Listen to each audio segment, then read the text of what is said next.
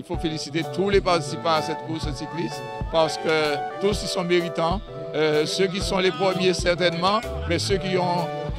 sont arrivés parmi les derniers, mais tout cela, ils ont du mérite parce que c'est dur le vélo et donc il faut avoir du courage, de la ténacité, il faut avoir du courage pour pouvoir donc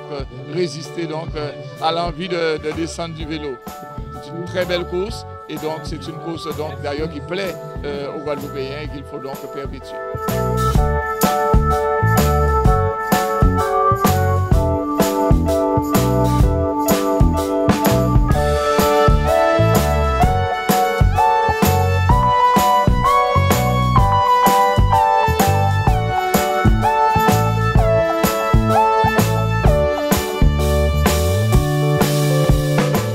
Je pense qu'avec cette relation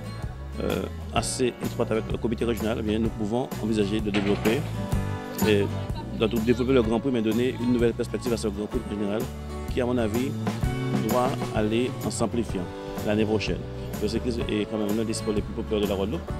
Pour que demain, eh bien, on puisse faire du cyclisme, faire du sport de façon plus générale, eh bien, un vecteur de cohésion sociale, un vecteur d'intégration dans notre société.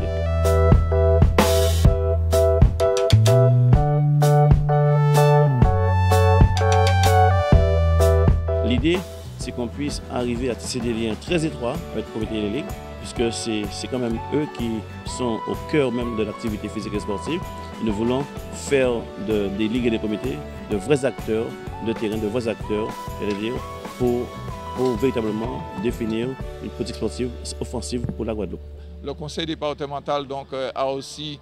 dans le cadre de sa politique générale, plus générale, et aussi donc récemment dans le vote, sur le vote dernier PS, a donc affecté les résultats de son excédent budgétaire, a donc affecté ces résultats-là un petit peu différemment par rapport à ce qui avait été fait sur la précédente mandature, mais en particulier l'accent a été mis sur les collèges et l'accent a été mis aussi sur les facteurs d'épanouissement de notre jeunesse, c'est-à-dire par le sport bien sûr. Nous avons donc aussi nombre d'actions qui montrent la volonté du conseil départemental d'aller dans toutes les directions, mais surtout de prendre en compte le facteur humain, parce qu'il y a quand même, pour parler justement de l'insertion, il y a donc à trouver chaque année pratiquement 20 millions par mois pour travailler sur l'insertion. Donc là, nous devons infléchir cette politique-là pour pouvoir donc permettre que demain,